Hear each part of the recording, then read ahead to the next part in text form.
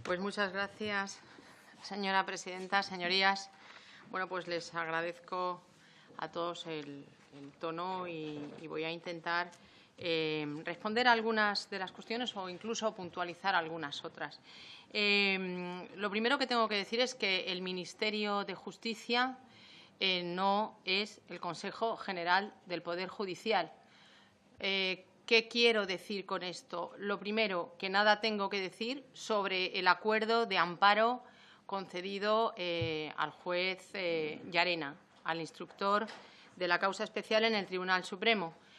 Lo que hace el Ministerio de Justicia es atender a una parte de ese acuerdo que se refiere a la defensa de la integridad y de la inmunidad jurisdiccional. Así de claro y así de simple. Respecto también se ha afirmado las palabras del presidente del Tribunal Supremo, pues tampoco tenemos que decir nada al respecto. El presidente del Tribunal Supremo y del Consejo General del Poder Judicial es quien las formula y en su caso, la ministra de Justicia, desde luego, ni entra en valoraciones ni deja de entrar.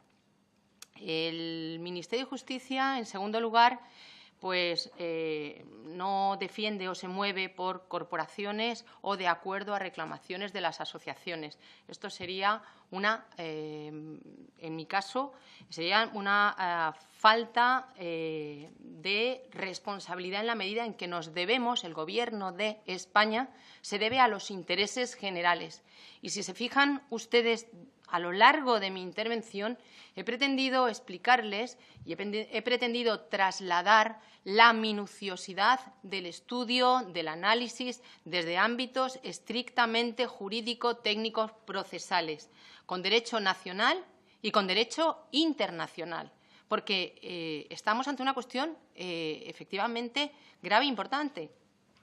Grave e importante porque afecta a una parte o al ejercicio de una de las funciones que conforman la soberanía de los Estados, que es la jurisdiccional.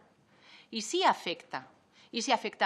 Efectivamente, el derecho de acción está ahí, la capacidad de accionar en cualquier Estado está ahí, pero también frente a ese accionar, si el accionar puede resultar fraudulento o con fines distintos a la acción, se tiene el derecho, y en este caso España tiene el derecho, de defenderse y de contestar.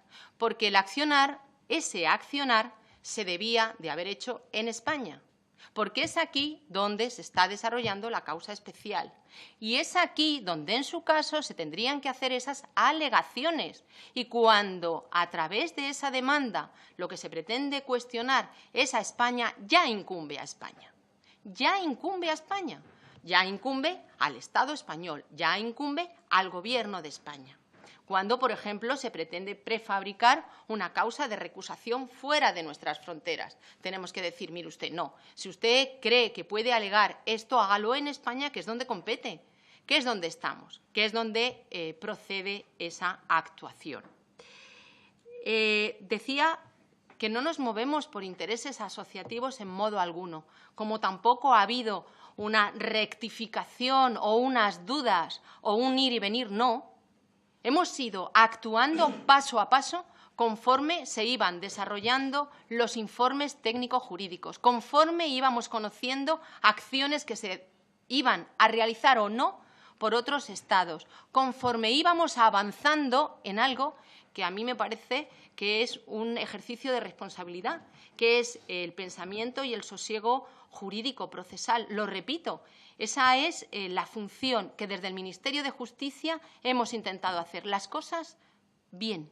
Bien, ¿por qué la nota del día 23 de agosto, en donde se hacen referencia a expresiones del magistrado Llarena realizadas tras un evento en la ciudad de Oviedo ante los medios de comunicación? ¿Qué decimos en esa nota? En esa nota se dice literalmente que España se personará en defensa de la inmunidad de jurisdicción. Somos tajantes en eso. ¿Por qué en ese momento no entramos a valorar o, en las palabras que los demandantes en Bélgica afirman privadas, porque sería renunciar a la excepción de inmunidad de jurisdicción, porque en ese momento sería reconocer competencia para entrar al conocimiento de la demanda a los tribunales belgas. Y esto, después de lo que yo les he explicado, y esto, después de cómo hemos avanzado, es lo que no queríamos, porque se trata de una demanda instrumental. Y esto se dice desde el primer momento. Y desde el primer momento, esta ministra ha entendido que se trataba de una demanda instrumental. Ahora bien, la forma de defender esa demanda instrumental pasaba por diferentes aspectos. Para mí, fundamental, la excepción de inmunidad jurisdiccional. ¿Por qué? Porque la excepción de inmunidad de jurisdicción era una barrera. Era una barrera. No entren al fondo de nada, porque con lo que se está pretendiendo es enjuiciar a la soberanía jurisdiccional, el ejercicio de nuestra soberanía jurisdiccional. Por lo tanto, no hay una contradicción. Puede haber, y ahí quizá ha generado confusión, alguna forma en la expresión de esa nota que faltaba o que sobraba, quizá. Pero desde el primer momento hemos hablado de la defensa de la soberanía jurisdiccional. Aquí no se actúa para unos socios, otros socios, para agradecer, para dar, para tomar. No, se actúa con unos criterios absolutamente técnico-jurídicos, pensando en distintos escenarios, en presente y, sobre todo, en futuro de posibles acciones. Entendemos y además defenderemos hasta el final de las consecuencias el derecho de ejercitar acciones, solo faltaría, porque es un derecho constitucional, de la acción judicial de todos aquellos que tengan que reclamar, pedir o quejarse de algo. Ahora bien, en el territorio o ante el órgano jurisdiccional y en el espacio territorial jurisdiccional que corresponda, y no utilizando determinados espacios que son o que suponen un uso fraudulento de esa acción judicial. Eso es lo que entendemos que no resulta acorde con el ejercicio judicial. Quiero decir que Concepción Sáez, que es efectivamente la nueva gerente de la Mutualidad General Judicial, es una extraordinaria profesional. Es una mujer que ha actuado en todo momento, mostrando una profesionalidad extraordinaria, y por eso es gerente de la Mutualidad General Judicial. Yo, como ministra de Justicia, nada puedo decir sobre la petición de amparo realizada en el Consejo General del Poder Judicial, porque ese no es mi ámbito y esa no es mi cuestión ni mi resolución. Quiero concluir diciéndoles que